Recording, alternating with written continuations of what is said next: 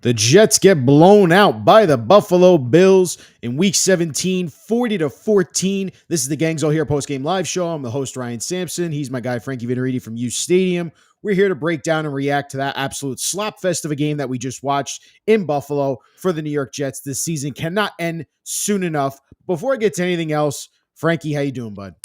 Ryan, my man, I'm doing good. You know, these games really don't mean much to me. I don't know. There's no overreactions here. This is just what the Jets have been all year. Nothing was unexpected. And it is what it is. Can't wait for the season to end. And let's get into the offseason. But we unfortunately have this game to discuss today. Yeah, we do. Ugly one to start. First initial thoughts, Frankie. I thought the Jets defensively in the first half actually put up a pretty decent effort. I know that they started getting into some fights and things like that, but I think they held Josh Allen in this offense in check for a little bit in the first half. But again, the total ineptitude and just dysfunction of this team has taken over like a black cloud hanging over this entire franchise. I have my theories on why it's a black cloud and where it's all stemming from, but it just continues to hang over this team and more of the same. I mean, what was it? 11 penalties, almost 12, I think, in the first half for the Jets. Accepted penalties in the first half. The most ever in NFL history was 15. They were on pace to break that. In total, the Jets today, the penalties killed them yet again. They had 16 accepted penalties for 120 penalty yards. They are the second most penalized team in the NFL. Besides the penalties, the offense could not get going. It was just mishap after mishap after mishap. You had the Rodgers interception on trying to throw the screen pass to Davante Adams. It gets tipped to the line of scrimmage because Morgan Moses goes out and Carter Warren's the backup offensive tackle.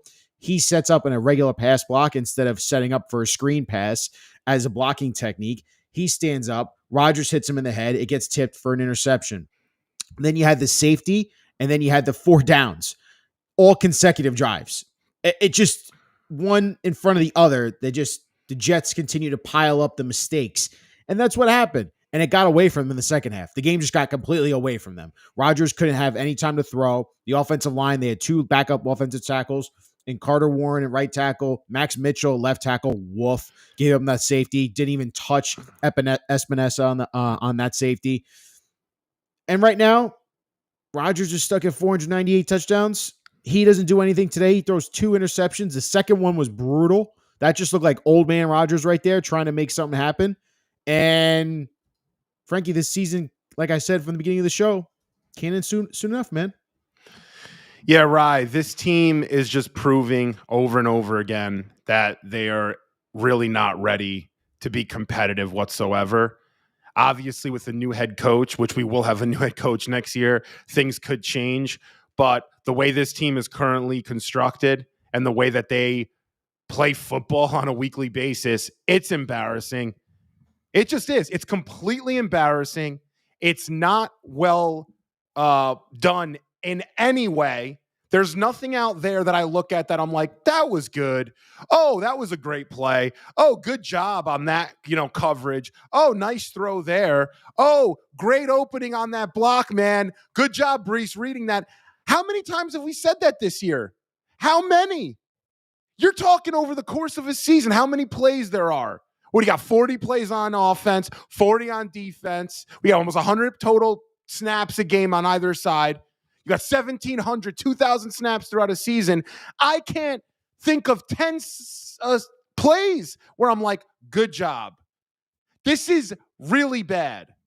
Now, the bright side is that this is all going to change from a coaching standpoint, and hopefully it'll change for the better. I mean, I can't see a change for the worse, although we did see a change for the worse this year post Robert Saleh and post Nate Hackett getting quote-unquote demoted, which, by the way, something we should probably talk about is I think Nate Hackett and Rodgers are still running that offense, if you want my honest opinion.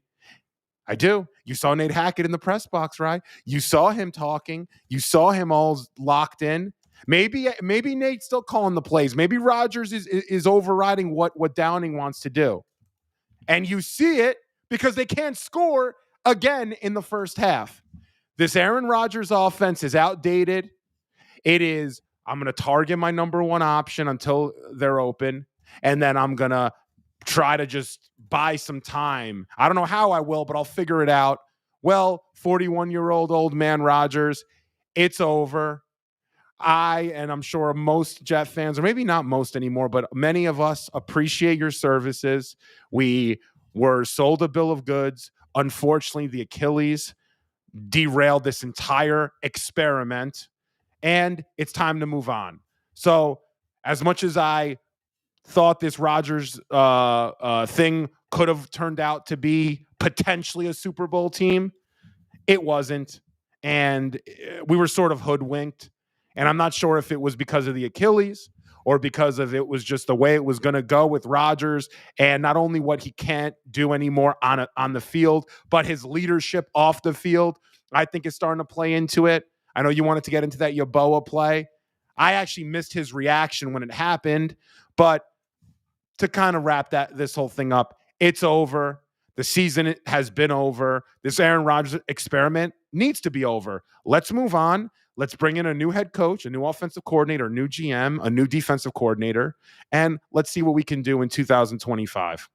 I mean, Frankie, you look at the Jets drive chart. It's so ugly. It starts off with the Kenny Yeboah play you talked about, the Jets' first offensive drive. Mind you, the Bills go 12 plays, 70 yards, 649 total, just go right down the field and drive on the opening drive. The Jets respond. They're driving. They are actually moving the ball. And you get to the situation where it's 3rd and 1. Rodgers rolls out to the right. He has all the room in front of him. You hear Romo go, run for the first down. But then Rodgers, last second, looks like he might go run for the first down. Instead, he pulls back, throws it to Kenny Yeboah, wide open. There is no one within 10 yards of Kenny Yeboah, but he throws it at his legs, like his knees. Yeboah is like, what the hell? He tries to dive and make the catch. Incomplete pass. It's now 4th and 1. Rodgers is yelling at him, come back to me, because, there's a lot of Twitter keyboard warriors out there who say, any good wide receiver would know you come back to your quarterback. Yes, you are 100% right. You come back to your quarterback. But when a wide receiver / tight end is running wide open on 3rd and 1, you're scrambling out of the pocket, you hit him in the chest, especially a 41-year-old, soon-to-be Hall of Fame, greatest quarterback, one of the greatest quarterbacks to ever live, who's being paid an exorbitant amount of money. You're paid to make that throw and hit him in the chest. And instead, Rodgers is yelling at him, run, come back to me. You got to be coming back to me. You have the gall to yell at Kenny Yeboah when you just dirted the throw and you don't even hit him in the chest when he's wide open. He would have walked in for a touchdown. That's how you would have responded. Instead, the Jets go 4th and 1. They hand it Braylon Allen, very predictable, right up the middle. The only time the Jets decide to actually run the ball is on short yardage situations, which, mind you, the Jets are 31st in the NFL in rush attempts and rush yards this year. Just so everyone knows, they're one of the worst, if not the worst, rushing attack teams in the entire NFL. But on 4th and 1, we draw up, let's run the ball up the middle. Very predictable and very antiquated offense that you just talked about there, Frankie. So that 2-player sequence right there encapsulates a lot of what's gone wrong with this Jets team and this Jets franchise this year. After that, the Bills punt. The Jets get the ball back, and what happens? They drive down the field again. Rodgers throws that screen pass to Davante Adams, who probably would have went in for a touchdown because he had 3 blockers in front of him, and instead it's picked off because he hits Carter Warren on the right side and on the helmet. Then after that, you hit the safety. That's 3 straight drives right there to start the game. That's how the Jets started this game. And it just snowballed after that. The Bills go up 12-0 at halftime. Second half, Jets punt, Bills punt, Jets. Rodgers throws that incredibly horrible interception, and then he gets the roughing penalty, which I thought was hysterical. He gets the roughing the play as he's trying to tackle the guy who he just threw the interception to. He's tackling him on the sideline. He gets called.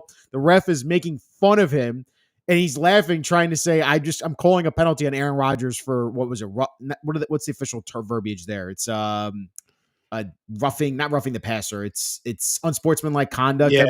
Unnecessary roughness, right? Unnecessary roughness on Aaron Rodgers, the first of his career. And Rodgers is smiling, and he'll be laughing at it on McAfee. I can't wait on Tuesday. McAfee will be making fun of it. How about that tackle? You threw a bad pick, but nice tackle, Aaron. And Aaron be like, hey, I still got it, man. I still got it. Listen. I said it to you when the game was going on, and we saw more evidence of it today. Aaron Rodgers is not it anymore. I'm sick and tired of seeing and hearing all of the fans. I'm sick and tired of seeing the media members that are Jets fans that are clamoring for what better options are there out there. Let me tell you something. Aaron Rodgers, if you take away that Jacksonville Jaguars game where he went off for almost 400 yards, Frankie, and 3 touchdowns, he is a bottom tier quarterback in the NFL. Plain and simple. The stats say it. You can I look at any agree. stat you want. This is all stat padding at the end of the year. And today was the coup de grace of what Aaron Rodgers is for the New York Jets. He is washed up. He can't move, and he can't read defenses as well as he used to. And when he tries to extend the play, he misses guys wide open, or when he tries to stretch the field, because how many times have we complained about Aaron Rodgers not throwing the ball downfield? When he does throw the ball downfield, Frankie, he throws it into crowded coverage and then it gets picked off because his arm's not nearly as strong as it used to. And he doesn't have the legs underneath him to throw those balls anymore. So the plain and simple of it is Aaron Rodgers is not going to be the Jets quarterback next year. There are better options out there. I am tired of hearing people say, what other options do the Jets have? I'll tell you what they have. They have an opportunity to cut a 41, soon to be 42-year-old quarterback who has put a middling statistical season up there, who has alienated arguably their most talented offensive player, has rarely used the other offensive player that they should use in Breece Hall, doesn't throw to the tight ends, doesn't throw the ball downfield, throws inopportune interceptions like he did today. He constantly argues with his players on field because even if they're doing something somewhat wrong, he'll be the first one to point it out. Don't forget about the red line with Mike Williams. And all he does is constantly divide everyone in that locker room. People could say he's nice to talk to, that he's a great, not a terrible guy. He's a good guy that's fine. That's fine. You might like him personally. You might disagree with him politically and his opinions and conspiracy theories, all of that. At the end of the day, I evaluate how the quarterback plays on the field. I told you at the middle of the season, Frankie, this is not Aaron Rodgers. This is not the guy I was promised when we traded for him 2 years ago. So the dream is dead. Cut him at the end of the year, make it simple decision, and say, listen, going forward with the new GM and the new head coach, we do not see a future with Aaron Rodgers because the on-field play does not reflect a good quarterback, and it doesn't make me feel any more confident that 2025, we don't have better options. Bullshit. There's better options out there, man. And you know who else might be a better option? Might have been the guy that we saw today come in late in the game. Tyrod Taylor might be a better option. I know that's garbage time, and neither team is really necessarily trying, but the tempo looked better. You got your tight ends involved a little bit more, which Rodgers basically refuses to do. And I think at this point, it makes zero sense to bring Rodgers back. And the biggest point, I think, out of all this, besides on the field play and off the field things and some of the leadership stuff that we hear, the lack of, basically, he might not be able to get through another season. Nope. Physically, I don't think if Rodgers comes back and you want to sell me that, and you want to sell me what he could do on the field and sell me that with a new coach, we'll bring in some better leaders here, XYZ. Okay. I don't think he's going to be healthy throughout the course of a season. So with that being said, you're 100% right. You either cut him or you trade him. If someone wants him and you could get back some assets, you could save $9 million on the cap next year if you move him via trade. I know that's a little unrealistic, but that's the ideal situation, right? Get back a fourth. Get back a conditional 5, save $9 million on the cap. You don't have to pay him $37.5 in his base. Why not? But with that, the team at this point, they're going to have to do their best, and they're going to have to do their diligence on the quarterback situation and landscape. Because you're right, there are better options, but there aren't as many great options at quarterback for 25 as you may think. No. And that's why I'm in the mode. I know we're going to talk about this either today or whenever, but I'm in the mode that they can't really put all their eggs in the 2025 basket, which is what I said when I went on Jake's show and we got kind of heated at each other. I don't care as much about 2025 as some other people. I'm looking at the future, 26, 27, 28. Build it the right way. Get the coach right. Yes, if you win 7, 8 games with a new coach, that's fine. If you win 4 or 5 games with a new coach, that's also fine to me if it looks better and you don't have the roster that you were promised like we were this year. I think we have to be a little more patient. And to me, it's a rebuild situation. Yeah, I mean, I I don't think it's a rebuild. I think we both disagree on that fundamentally. I think next year is just simply a evaluation and retool. I think the new GM and new head coach, the reason why it's such a highly respected job and why people want this job is because of the young talent that's on this roster. I just think they're missing a lot of leadership right now. They're missing a lot of football people in that room that can get these guys into the right spots and coach them up the right way.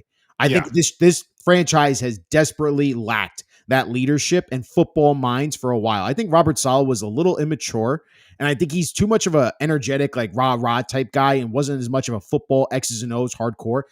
How many times have we talked about this defense, Frankie, and the system that they run? It's a very simple defense. It's the same base 4 plays. Ulrich will draw up a fancy blitz every once in a while, but at the end of the day, it's going to be the same concept on the back end for how they're running coverage and how they're rushing the passer. It's very simple defense. I've heard Rex Ryan talk about it. I heard other defensive people talk about it. It's an easy defense to break down. But that was how he wanted to run. He wanted his athletes to be good players in space. The Jets need whether it's a first-time coach or it's a veteran head coach, they need someone that's going to come in here and bring in a good football mindset of here's our X's and O's, here's how we're going to execute, we're going to get back to our fundamentals, you're going to be in the right spot, we're going to make sure you get you in space, Breece Hall, we're going to get you the ball, Garrett Wilson, in the key opportune third down and red zone periods, because that's really when we want to target you, not just first down and second down play action. The thing is this is a team I still think that has talent and potential here, but you can't just say we're going to piss away 2025. You can't do it. It's not possible in a modern day NFL. And I think you're going to alienate a lot more people on that roster. We talked about it. There are a lot of players that are getting cut this year, Frankie. I gave you that list. And I think it's the truth. I really do. I think a lot of these players are not going to be on this team next year. You tell me if I'm wrong about any of these players that are going to be on the Jets next year. Aaron Rodgers, is he going to be on the Jets 2025? Nope. Davante Adams. They're going to try, but I don't think he's going to take a pay If cut. Rodgers is gone, I don't see Adams being here. Tyron Smith's a free agent. Yeah, he won't be here. Okay. No. Morgan Moses, free agent. 50-50. I'm leaning probably no, but DJ Reed, free agent. He won't be back. CJ Mosley. He won't be back. Solomon Thomas, free agent. If they can't address defensive tackle, they might not have an option. But yeah, there'll 50-50. be other options out there. Hassan Reddick. No. Michael Clemens. Mr. Dive on the Pile Superman. Can we talk about that real quick? Dude, that guy is living in another parallel universe. I don't know what the hell he's Jets doing. Defensive lineman I've ever seen in my life, mind you. The worst. Yeah, and he gets every snap. He gets more snaps than anybody else. More snaps than anyone else. He never has any pressures. He never has any sacks. Never produces on the field. But instead, what he does do is take dumb penalties like jumping on top of a dog pile when the play is clearly over, and you're gifting a team a first down. How he wasn't pulled from the game and Jeff Robick doesn't rip him a new one. Again, this speaks to what I'm talking about, Frankie. How many times has that happened this year? You've repeated every that, game. And you're right. It's every other game. You say that, and it's true. Why wasn't Kinlaw pulled then? Why wasn't this guy, Malachi Corley, etc.? I mean, the convos just go on and on.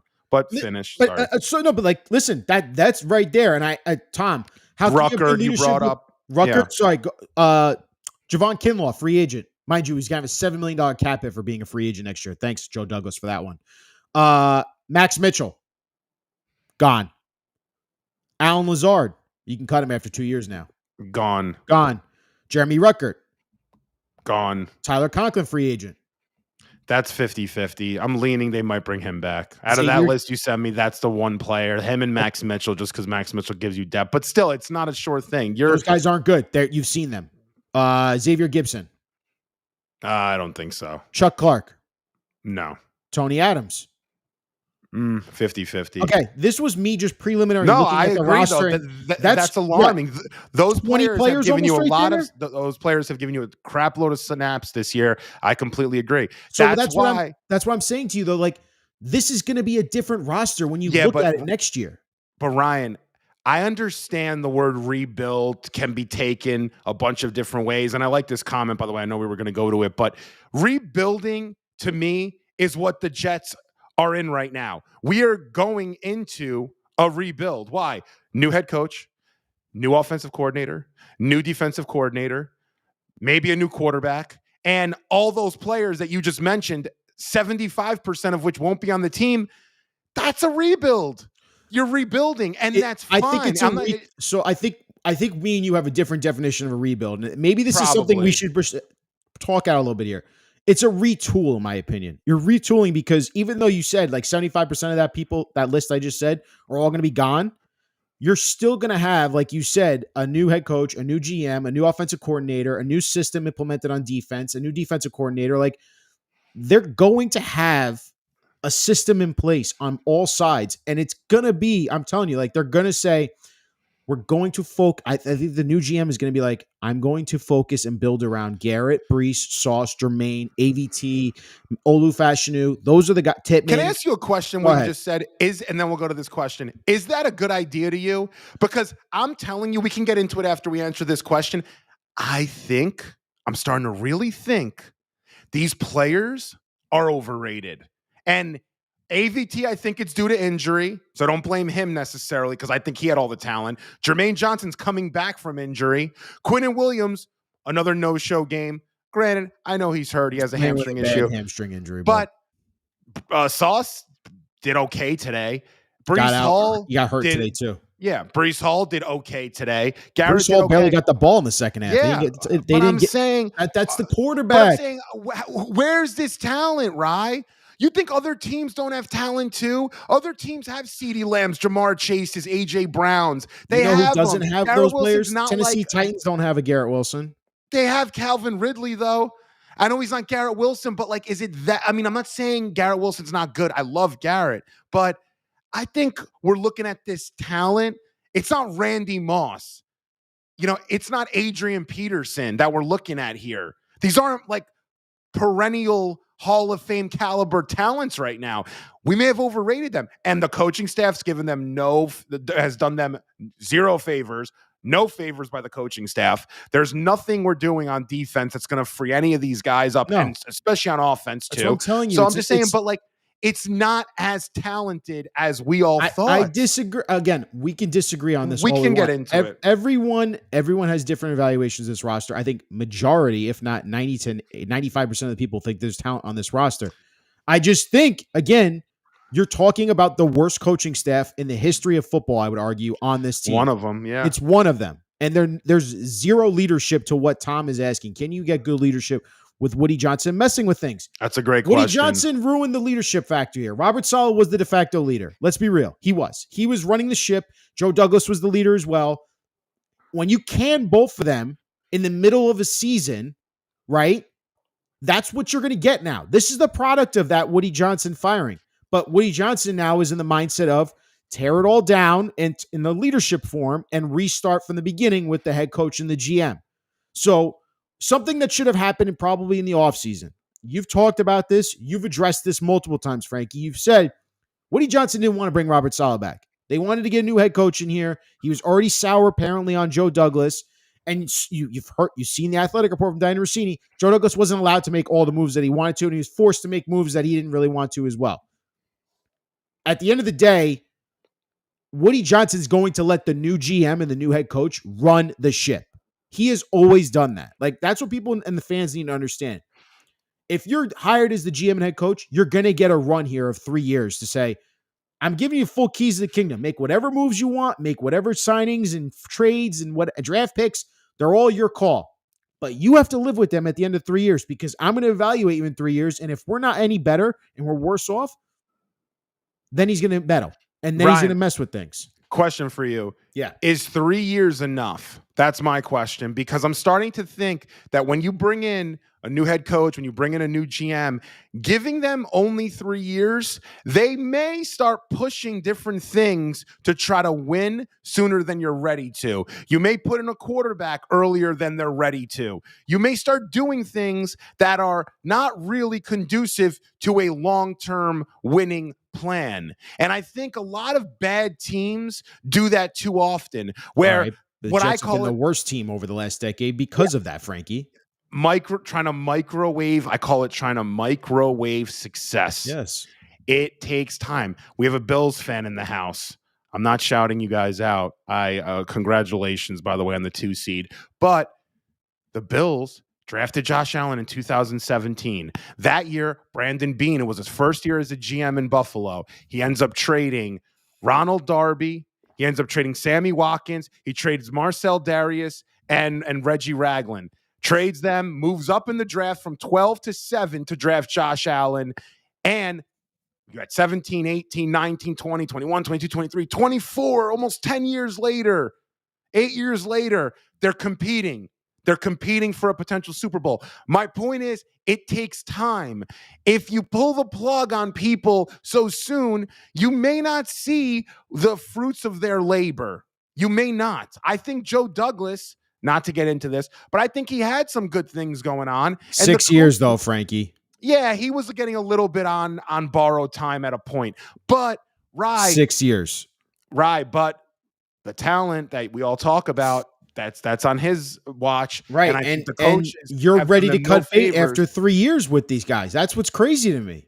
So you just literally contradicted yourself right there. You just said 3 years is too soon to pull the plug, Ryan. What I'm saying, 3 years is all we've gotten from Garrett, Brees, and Sauce and Jermaine.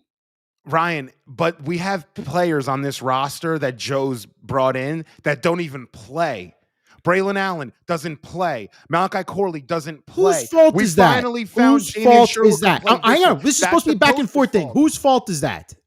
The coaches. And who else? Go ahead, say it. I know you want to. I don't know. You want me to say Aaron? Yeah. On offense, yes. We don't use Malachi Corley. We don't use Braylon Allen. We don't use Isaiah Davis because number 8 wants to throw the ball to Davante Adams only. Come on, dude. No, listen. You're letting a 41-year-old quarterback cloud your entire valuation of this roster. That's what's driving me crazy. Are we surprised? What do you mean, are you surprised? What did we think Aaron Rodgers was going to do here? This was going to be his way. When Davante Adams came here, you're hosting a show. It was a great show, by the way. You're hosting a show. We're all getting excited. Fans are tweeting about it. That's a Rodgers move. What do we think was going to happen?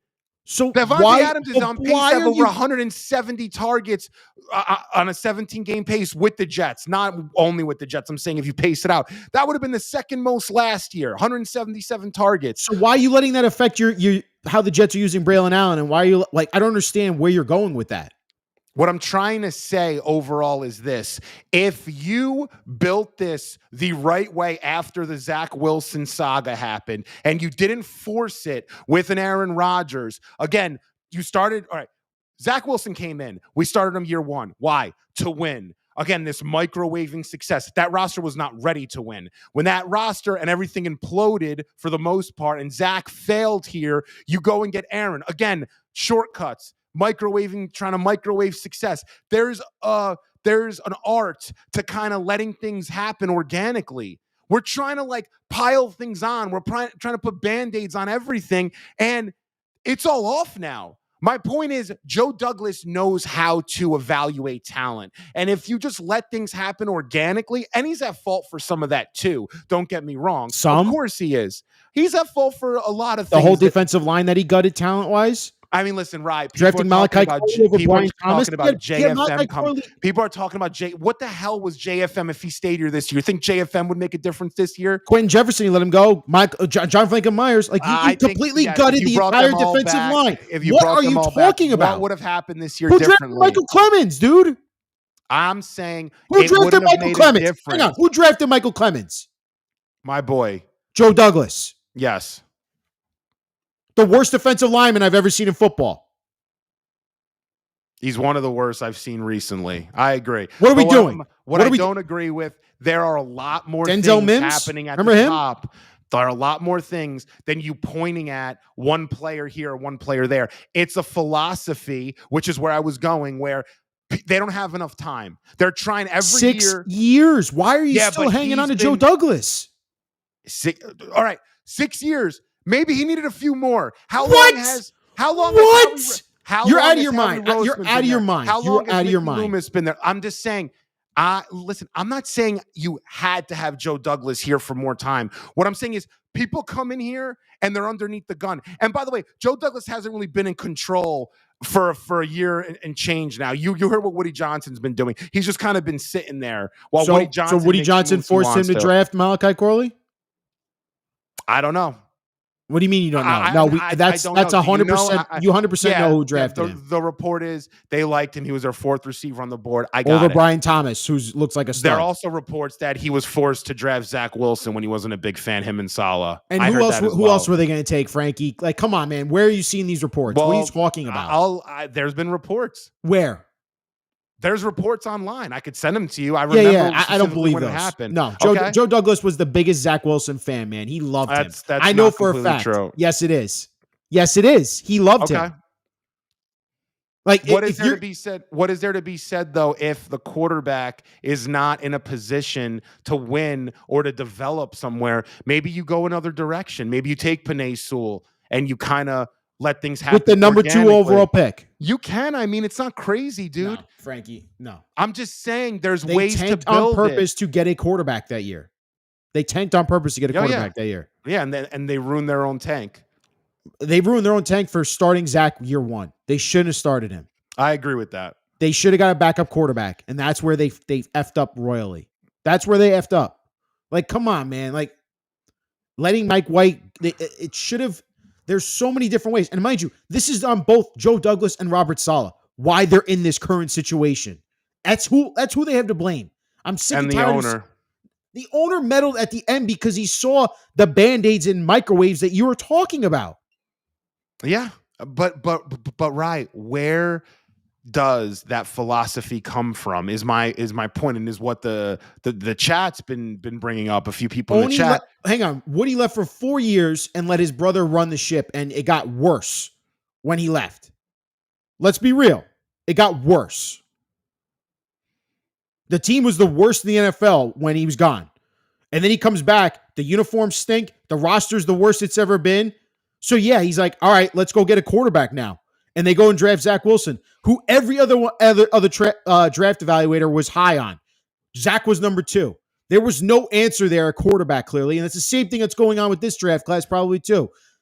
You don't force yourself into situations. They did, right? They put themselves in that scenario. But at the end of the day, he got 6 years to run this ship, man. Like 6 years is a long time in the NFL world. But not many people get 6 years to run a team as a GM. We're rinse and repeating, though, head coaches, GMs, basically every 10 years, it's 3 new head coaches. It's 2 or 3 new GMs. Bro, that's the NFL, man. That's everyone. To a degree, the best don't always do it that way, though. Because they find the quarterback and they find the head coach. And that's fine. It's a chicken or the egg, though, too. You need to find the quarterback sometimes. Until you find it, you have to keep changing because it's never going to work when you give plead patience to the fans and the on-field product stinks. Like, you have to keep changing it. When Robert Saleh... Not all the time, though, bro, Robert Saleh was not meant to be a head coach. He's a defensive coordinator. Let's be real. Let's be real. You want to talk about real conversations? He's a defensive coordinator. So they hired the wrong head coach at the time. Did they know that? No, because Robert Saleh was a highly touted name. But at the end of the day, though, they got that head coach decision wrong. So Woody Johnson, who wanted to get rid of him in the offseason, didn't get to do it because he was talked off the ledge by the rest of the people. You know why? I know why. The only reason that Saleh ended up staying was because he never got to have his defense paired with a healthy Aaron Rodgers. That's the real reason. And then guess what? His GM decides to all of a sudden tank the entire defensive line valuation roster-wise, and you see what happened. And you had a major injury to your best pass rusher. Those are 2 things that you can't account for. But that's what happened. Yep.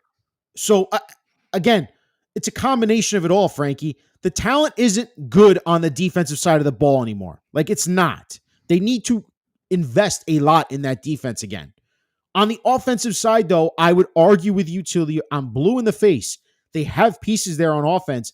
They have to find the quarterback, though, the most important piece. And they're not going to find it this offseason. That's what everyone needs to get out of their head. Kirk Cousins is not going to be the answer. Sam Darnold won't be the answer. Geno Smith. None of those guys will be the answer. Neither will it come from the draft. If you want to take someone in the second round, sure. Maybe a Kyle McCord and see what happens if you let him sit. But at the end of the day, they're not finding their answer at quarterback this year. That's why 2025 will be a retool, an evaluation for the GM and for the head coach to see what talent they can actually build around and what pieces, to your point, maybe at the trade deadline they're trading Garrett Wilson because they realize they can't keep him.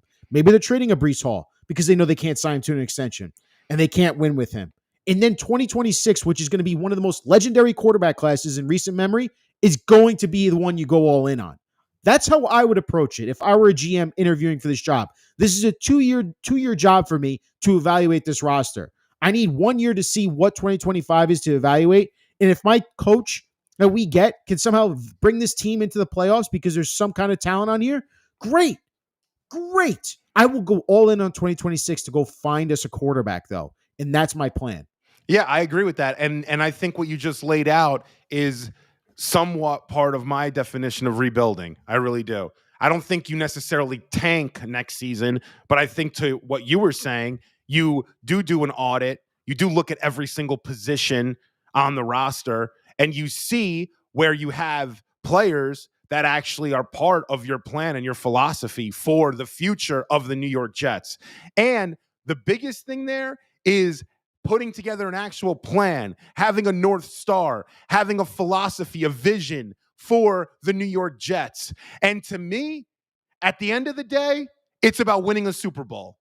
And I think that gets lost in a lot of things sometimes, gets lost in a lot of these convos because we're so not used to even being in the playoffs. Now that's 14 years and counting, the longest active streak in North American sports, that we sometimes lose the vision of what it really is to be a professional sports team. And that vision is to win a championship, to win a Super Bowl. And I think the Jets have gone so far from that. And that ultimately is what the goal has to be for a new GM and a new head coach. So I've heard people say, I'm going to tell you something, right? There's someone on Spaces I like, runs his Spaces, jokes, shout outs. He goes, I have a gut feeling that if the Jets bring in Mike Vrabel, that they won't win a Super Bowl with Mike Vrabel. He goes, I don't know why. I just have a gut feeling. They might be competitive. They might make the playoffs 1 or 2 years, maybe get to an AFC championship game, but they'll never win the Super Bowl with that kind of coach here because it's not outside the box enough. And you know what? I kind of agree with that. And I'm not saying I agree with that specifically with Vrabel, but I agree with that mentality that let's go a little bit wild. Let's go a little bit outside the box. Let's try to find a Sean McVay because I'm just sick of building or hoping for a build that it has a ceiling of the AFC championship game. Like that's our ceiling. It's got to be Super Bowl, right? And it's got to be even more than Super Bowl. It's got to be multiple Super Bowls in a perfect world. That's, I think, the point that we're not getting to. I don't want to just bring in Aaron Glenn and hope that we can make the playoffs. And then if we do, and then he has a few bad years, he's out of here in 3-4 years. That is not the right way to think about this, in my opinion. Where are you finding this head coach that's going to win you multiple Super Bowls? And listen, you're swinging, though. I'm saying, like, swing for the fences. Try to see if Liam Cohen wants to come here. How many Super Bowls has Liam Cohen won? How many Super Bowls has Joe Brady won? None, but that's the point. Mike Vrabel's won Super Bowls as a player more than those guys have. Mike Vrabel's been to the AFC Championship game, unlike those guys have. Would you agree, though, that it's a higher floor but a lower ceiling? No, I think it's a moronic take, to be honest with you. That's fine. I mean, listen, you have your opinions. I think it's a moronic take. Listen, but you understand the whole logic behind the defensive-minded head coach. Yes, I agree. I don't want Aaron Glenn as head coach. Is going to need a great offensive coordinator. Is going to need a great quarterback I to want run an Liam, offense. Like, I want Liam Cohen over. Listen, and Aaron Glenn and Brian Flores would bring that to here. I think Vrabel's above those others. I would take, though, Liam Cohen, Joe Brady. I would take Ben Johnson, any of those guys offensively. Like, give me the offensive mind. We haven't gone that route, an unproven offensive mind ever. Like, we've never gone that route. But I'm going to throw a little caution in the wind here because there's a guy down in Carolina right now who had the top pick. It's not going well right now. Yep. Dave Canales, the hot offensive coordinator that got the job with the number 1 pick in Alabama and Bryce Young. I'm just telling you, it doesn't work all the time. And they spent a lot of money. A lot of money this offseason. Yes, and their team is nowhere near it's where it should be, in my opinion. I'm just throw caution in the wind. I still think you can win if you get the right head coach. And if you go and do it with someone like, I don't know, throw Liam Cohen out there, who's never had anything more than an offensive coordinator job, and he's got Baker Mayfield wheeling and dealing. I'll give you credit there. I need to know what Liam Cohen's plan is going to be to fix this offense. How are we going to get Garrett Wilson the ball more? How are we going to get Breece Hall the have more? you seen the Bucks offense this year though? Have you seen the Bucks offensive line? Have you seen very good? Yeah, but man, the Baker's Bucks also a former number 1 overall pick. Yes, but the Bucks, the way that they run their offense, it's so creative. It opens up so much space. Baker today, 359 yards, right? 5 touchdowns, no interceptions. Against the Carolina Panthers defense, yes. They ran for 202 yards, 200 plus 2. Against Carolina Panthers defense. I hear you, man. I hear you. I'm just saying we need to finally build an offense at Florham Park. We run the most outdated piece of crap offense I have ever seen. Thank you, number 8. Because of number 8 too. But we got to start thinking, in my opinion, about how are we going to bring in a head coach that can actually instill a new age offense. And if we don't, we got to get an offensive coordinator that can do that. So if you want to go defense, I'm not saying you, I'm saying in general, somebody wants to go the defensive minded head coach route, got to get a really good OC to kind of offset the stuff that you're not doing. And you see it work in certain places. Defensive minded head coach, you have the OC that's offensive minded, that can work. They do it in Houston. They do it in a bunch of places where that yin and yang sort of works. I'm just worried about us being able to find a really good offensive coordinator if we were to go the defensive-minded head coach route. And I would almost rather kill 2 birds with 1 stone as to an offensive-minded head coach that potentially is also calling plays. Yeah, I mean, again, Brian Daboll, another guy, got the job because of Josh Allen. And you see what Joe Brady's doing with Josh Allen too. There's sometimes you have to look at this. Everything deserves context in these coaches and why you're such a hot name, right? Like, where do they come from? Who do they work with? Like, Daboll worked with arguably probably one of the most talented quarterbacks in the NFL right now in Josh Allen. And he put together great seasons. But look what Joe Brady's doing with Josh Allen. They're averaging the most points in franchise history. Like, so it makes you wonder, like, okay, was Brian Daboll a system of Josh Allen? Like, was he actually a system of Brian Daboll? Like, how did that work?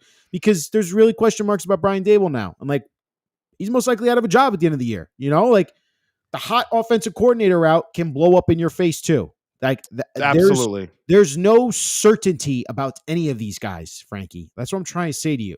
But what I am certain of is that if you take 2025 next year and you go in it with a different quarterback than Aaron Rodgers, I think you'll be able to evaluate what you really have on offense. Like, give yourself a real chance to evaluate. And I'm not talking about getting an amazing quarterback. It could be a middle of the pack quarterback, because I don't think you have a middle of the pack quarterback with Aaron Rodgers right now. With a middle of the pack quarterback, I'm going to run the ball 20 times with Breece Hall in a game and 15 maybe with Braylon Allen. Like, give the ball to those guys. I'm going to get Garrett Wilson 10 targets a game. I'm going to try and target the freaking tight end in the red zone. Like, those are things I'm going to do. And I think you could do that with a middle of the pack quarterback, whether it's a Sam Darnold, a Kirk Cousins, Darnold's gonna get paid, my man. I know. I'm just throwing names out there here, but those are the guys that, like, if you brought in one of those players, I'm telling you can actually evaluate what this team has on offense. Yeah, I mean, that's real decisions. Yeah, that's a good point. Sorry to cut you off there. That's a good point. If you do bring in some resemblance of a quarterback and a system that can actually see how Garrett plays, or how Malachi Corley is, or how whichever tight end you want to bring in, if you're drafting someone, what's up with Breece and Braylon, you can start really moving things down. You can start moving the needle a little bit to give these guys some confidence. I agree to that, but that comes with a price. And I don't think enough people realize that. The price that comes with is draft position, purely. Because then you don't have to worry about trading up in 26 if the first 3 picks are quarterbacks. That's something that we just have to realize. And I'm not saying I'm pro-tanking. I'm just saying sometimes that comes with a price. You know, if you bring in Kirk Cousins and then you win again, 7 wins, you win 7 games, and then you end up picking 9th. I mean, what happens if Kirk Cousins wins you 10 games and you're happy and you make the playoffs? How would you I mean, feel? listen, I would feel fine. I mean, I Right. want to make And the then playoffs. let's I'm say not the against Jets that. wanted to move up to top 5 pick to pick a quarterback and they trade 3 That's first going to be round picks. difficult, though. It's Or going to you're be, not yeah, going to be you got to trade 2 first-round picks, 3 yeah. first-round You picks. I wouldn't be mean, happy about that? but that comes with a price. You wouldn't be happy about that? If it's a quarterback I really like, and so Cousins leaves, you win 10 games, you trade up. I mean, no, I'd be fine with that. I would. But again, you gave up the picks. I'm So? just saying, like, things. I mean, picks matter. I mean, come on. I mean, you're gonna say Only F them. only Are you on the F them picks train? Yeah, because you have to hit on them, and if you don't hit on them, then who the hell cares? Yeah, Picks are but nothing but air. They're nothing but You air. need them though to hit on them. They're Though, nothing but you don't air. have them, That's you all can't they count are. them. They're all potential. That's all it's always been with the draft. The draft is always overhyped for all these players. You got to find the right guys, To a degree. and then you have to also develop them. That's something the Jets can't do either. Yeah, I'm not an F them picks person. I never was, never will be. But if there is a quarterback that you feel like could be your franchise guy and it makes sense, you can go up and trade enough picks to grab them. Yep. I will say what's interesting right now, if you look at last night, so with Shedeur Sanders, he really had a terrible game by all stretches. He had his lowest QBR against for the BYU. season against BYU. Projected on many draft boards to be a top 2-3 pick. On some boards, projected to be the number 1 overall pick. Was slated. Was slated to go to the Giants. Now the Giants won today, which is interesting. So the Titans are picking in front of the Giants, and the Patriots are picking in front of the Titans. So right now the draft order is Patriots are picking 1, Titans 2, Giants 3, Browns 4, Jacksonville 5, the Jets 6. Mm-hmm. What's interesting there is if Shedeur is not going to go to the Patriots, might go to Tennessee, the Giants, we'll see. And, you have Cleveland and Jacksonville. Jacksonville's not looking to get a quarterback. Between Cam Ward and Shedeur, it's possible that one of them, Shedeur or Cam Ward, is available to the Jets. I mean, I'm just saying it is possible. They both had bad nights, by the way. Shedeur completely shit the bed in that BYU game, sort of messed a little bit with his stock, but I think we're starting to see how long he holds the ball in the pocket and the real Shedeur Sanders. Cam Ward played fantastically in the first half. 190-yard, 3 touchdowns. He was fantastic, but he sat out. Why did he sit out the second half? Because he didn't want to risk injury, and he got his record-breaking. I can promise you, no one cares about him sitting out that second half. Draft value. No, I mean, I don't really care too much, but there's a lot of people that do. Ryan, it's a bad look. We're all loudmouths, man. And it's a big record. It's a big record. The most passing touchdowns in Division I history. That's a big record. It won't affect his draft status at all. I just think he should have just played the second half. Like, just play the game. I'm telling you, Frankie, it won't affect his draft status. Yeah, push comes to shove. He played so good in the first half, it probably won't. But you're looking at Shedeur and Cam that people are not as in love with today as they were 2 or 3 days ago before that game last night. I agree with Cam, though. Probably that won't affect his stock, but you never really know. And with that said, I think it's possible the Jets lose next week. Miami's playing for a playoff spot. The Jets may find themselves with a decision to be made as to whether or not they want to draft Cam or Shedeur. I think Shedeur more likely than Cam, because I think Cam's going to be number 1, number 2 pick. But again, New England's drafting 1. They wouldn't take Cam Ward, but they might trade the pick, by the way. So that's another scenario. New England has a number 1 pick right now. New England likes Drake May. They're going to stick with him. So they might trade that pick for drafting 5 or 6. Is it worth it? I mean, you can say if you like Cam Ward, at some point we got to hit on the franchise quarterback. If Shedeur's there on the board at 6, do you say, hey, I'm going to bring this kid in and let him sit for a year? Let him sit for 2 years? I'm just saying there's possibilities in the quarterback market in the draft this year early on because of where we're drafting. You over it yet? You really think Shedeur Sanders is going to the Jets at 6? No, I'm saying they might have a decision to make is my question. And I'm not a Shedeur Sanders fan. I currently do not like Shedeur Sanders. Is not making it to 6, bud. He's going top 2 or top 3. But even so, you can trade potentially up. So you want to waste more picks in a bad quarterback class for a quarterback that's questions all over him. You want to trade up. Is that what I'm getting saying, here? No. What I'm saying is this. I'm not saying I want to do anything. I'm giving you scenarios here. But these are ridiculous scenarios. That's not going to happen. We need to find a quarter. Listen, you guys want to wake up one day. Jet fans, right? You want to wake up one day. Oh, there's our franchise quarterback. Hey, how are you? Great. I'm going to buy your jersey. It doesn't work like that. You got to make an effort. You got to give up assets. I'm not giving up assets for Shedeur Sanders. I'm saying you could is my question. But who in their right mind would do that? This point. Be realistic. It's never going to happen because everyone knows he's going to be a bust in the NFL most likely. I tend to agree with you. And he's not going to be worth the trading assets. You're not certain of that. Oh my God. But there's a risk evaluation. You're not listening to me here. The risk is not worth the reward here. It really isn't, because the risk outweighs more than the rewards here. If you know the risk is, one, he has a lot of questions about his attitude and also his on-field play itself, I am not going to risk all those trade assets, burning myself for the future and completely putting myself in the franchise in a hole for a quarterback that ends up being a bust.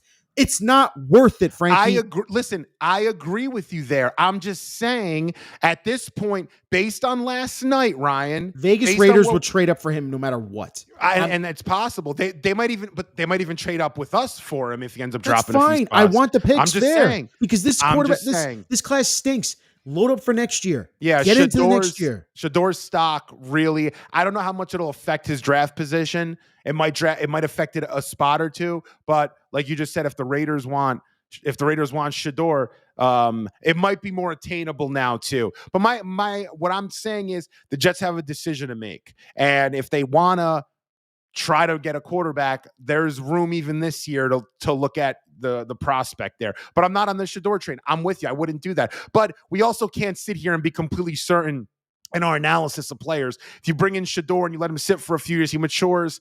I'm saying perfect world there. But I'm saying you can look at that situation and it be something tangible for the Jets this year, and then we'll see what happens next year. All right. I disagree. I'm just saying, listen, it's a relevant topic. It happened last night. Cam Ward was awesome, by the way. That kid can make some plays. Yeah, but the Jets aren't going to end up with Cam Ward because they're not going to end up with the number one pick. Like, what are we doing here, man? Like, the Jets are going to win probably next week against the Dolphins. New England is not going to draft Cam Ward number one. I know, but they're not. The Jets are not going to trade up for Cam Ward to the number one pick. It's just not going to happen. Get that out of your head now. But let me ask you a question. Let me ask you, do we need a quarterback next year? Absolutely. Do we have a quarterback for the future? No. Do we have talent on offense? Yes. Do we have a new head coach coming in? Yes. If you put those all on a piece of paper, wouldn't that say that at some point, it doesn't have to be this year, but at some point in the next couple of years, you may want to bring in a young quarterback? I just said that to 2026. That's 2026, fine. Man. I'm all in on 2026. I'm down to do it this year, next Quinn year, Ewers, whenever you want. It's going to be Arch Manning. It's going to be all of those guys. Jalen Milroe, all of those guys. How do you feel about trading a future pick, like we were talking about with Kaz on Gangs All Here, a future pick for J.J. McCarthy?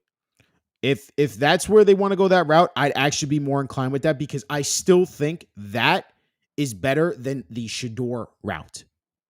That's my honest opinion. I'm not a big J.J. McCarthy fan. I don't want the headache, man. No one wants the headache. I know. I agree with that. And that's not what this Jets franchise needs. Similar to Caleb Williams in a lot of ways. The last thing the Jets need right now is that. Like, that's the last thing. They're going from Aaron Rodgers to now Shedeur. Oh, my God. I'm quitting. I'll never be a Jets fan ever again. I'm just being honest with you. Forget it. It's over. Wow. Gonna pack it up? If they go that route, yeah. All right, Frankie, any last thoughts for Jets losing 40-14? There's some comments here.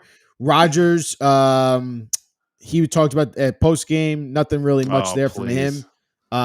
Sauce, said the locker room's not going to look the same next year in terms of players and coaches. Yeah, hopefully we trade you for a first-round pick, buddy. Oh, God, you're killing me now. Garrett Wilson asked about the energy. I feel like I always go out there. The vibes feel right. We're ready to play a football game, and then we get our asses kicked. We play good when I felt like that, and we've played bad. I can't pinpoint it. The energy level, like it always does throughout the game, and you have opportunities to bring that up, or it's going to fall down. When you don't execute, automatically the energy level is going to drop a little. Garrett Wilson also further was asked about his fumble today, how to protect the ball better, something I need to figure out going forward. It's frustrating, but it's going to make those good times good down the road that much more enjoyable because we went through things like this I today. agree with that. That's a good comment. And then Sauce said on today's embarrassing loss, embarrassing. I don't even know if that's the word. You're telling me now it's 40-0. If you ask me, that means it's the end of the season. Obviously, we're not going to the playoffs. Some people might be checked out. I think Is he talking about himself? No, he's not. I'm being dead serious. He's not. I just think Listen, number 8 needs to go, man. I'm just telling you that right now. He needs to go. And he's a cancer for this locker room. And number 1 needs to grow up a little bit, and then he he'll does. really just a little bit. He needs to grow up. DJ Reed asked, "Did you sense a lack of effort by anyone today?" I won't speak on that from DJ Reed. Yeah, I mean, what are they going to do? It sucks, man, when you're a player playing in these situations. Because they have no one. Look, dude, they have no one to look at but themselves. I know. Then the coaches go like this. I don't know. This is my first time doing this with you guys. I've never experienced adversity like this. It's like, dude. Ryan, let me ask you a question. Go ahead. If you had a football team and you had to pick and you had to go for a fourth down, a big fourth down, who's the last head coach you'd want in the NFL right now calling that play? Probably, we're not counting Eberflus, right? Because he's fired now. Yeah. Yeah, Ulbricht's number 1. Man, yeah. It's incredible how it's incredible how bad this coaching staff is. Like it really is. And it's affecting the players, man. Of course. It's affecting development. It's affecting how I'm looking at them. I mean, I'll be completely real. I'm coming into days where I'm, coming to the office, coming to the studio, and I'm like, I want to trade everyone. I said it to you. I'll trade anybody. I mean, and it is a little bit emotional. It is because of how bad this coaching staff is, but it is the reality. And this happens in sports. And I'm curious as to what a new GM is going to do in here. Kind of on my final thoughts. A lot of times first-year GMs will come in and make some drastic moves. They'll trade a player that we all love, or they'll trade for a quarterback like John Lynch did, or you'll trade for, or you'll trade a quarterback like Brad Holmes did with Detroit his first year. So a lot of times first-year GMs, and we spoke about Brandon Beane trading Sammy Watkins, Ronald Darby and co., Darius Ragland for, and then use assets to move up for Josh Allen. So a lot of times first-year GMs, they'll do some drastic things because they kind of have carte blanche, and they have no affiliation to anybody on the roster. They didn't scout these players. They didn't speak to these players. They don't know these players. They might not even like these players. They might think they're overrated. So don't be surprised if next year Sauce, Quinnen, Garrett, Brees are on the trade block, one of them, and one of them gets moved. Ryan Poles did it when he got to Chicago too. Another example, Khalil Mack, first year he's there, gone. As far back as Mickey Loomis with the Saints, when he became GM first year, Ricky Williams, gone. So it happens a lot for first-year GMs, and I'm curious what our GM does. And you know what? I'm going to give him or even her, they're talking about, the benefit of the doubt. I'm going to give them the benefit of the doubt with this move, because this team and these players that are so talented aren't winning enough games for me. So screw it. How can they win with this coaching staff? Again, they really can't. But I also think they might be what's it called? Used goods. I think they're all being led by a cancer at the quarterback, and he's just rotting this entire team. Like the fact that he's out there trying to throw for the 500 touchdown with his best buddy, it's ridiculous. It's me football, and it just, I don't know how another player can respect Aaron Rodgers and be like, yeah, that's my leader over there. I'll play hard for him. I'll do whatever I need to. It's all gloating, man, for himself. It's gross. It's so gross. Like Aaron Rodgers cannot wait for this to be over. And this dialogue to end with people saying there's no better options. Let me tell you, there are better options out there. It's probably Tyrod Taylor, and it's probably one of the other quarterbacks that we haven't even talked about that'll be out there. It's just like no one thought Baker Mayfield was going to be a great option in Tampa, and look how that turned out. Like there's options out there. You just got to find them and believe in your coaching staff and actually have some real X's and O's, and not just have a bunch of coaches out there go, my system works, even though it's the most basic system in the world and it's old and antiquated. That's how it goes, man. That's how Rodgers is. That's how Downing is. That's how Ulbrich is. That's how Salah was. These guys all think that they're geniuses by just keeping it basic and simple and playing old school football, and it just doesn't work like that anymore. And that's why you're seeing these players like Garrett and Brees get frustrated because they're not being used like they should be. Like Minnesota uses Aaron Jones and Justin Jefferson and Jordan Addison and like there's guys out there who are getting put in space because they have smart head coaches and smart football coaches putting them in the right spots. And the Jets haven't had that in forever, Frankie. That's my biggest thing. Coaching matters more than anything else in any sport when it comes to football. It matters the most. And when these guys are calling the plays and putting these guys in positions to make plays, you're going to get called out real quick if you're putting them in the wrong position and you're not teaching them the fundamentals, because then it's going to reflect on the field. That's what I have to say. It reflects on the field. Another week without a sack, by the way. Rodgers was sacked 4 times. We didn't sack Josh Reddick's Allen putting once. up an all-time year of bad football, that man. guy, wherever he ends up going, good luck to that team. He might retire with Rodgers. They might. He'll take whatever $1 million deal he can get because he needs another show me year. That's for sure. He's been an utter embarrassment. He really has. Hey, we're paying him almost $10 million, so we're paying him $1 million a tackle. Thanks again, Joe Douglas. Basically. Thanks again, Joe Douglas. That was a failure. Gave up a draft pick, a high draft pick for that one. That's the Jets gangs all here. Post-game live show. They lose 40-14 in Buffalo. One more week of this dreadful season to go. We'll be here. We'll break it down. We'll have a lot to talk about next week because that'll be the end of this miserable Jets season, the most disappointing season in our lifetimes rooting for this franchise. We'll be hopefully talking about, firings and releases and cuts and all that. Can we give out awards, Rye? Can we do end of the year awards? Yeah, why not? We'll do some like Antonio Brown did with CTSPN. We could give out. That's a show. Most useless player on the Jets roster. Michael Clemens. Yeah. All right, Frankie. That's a show. Appreciate you, man. We'll catch you next time.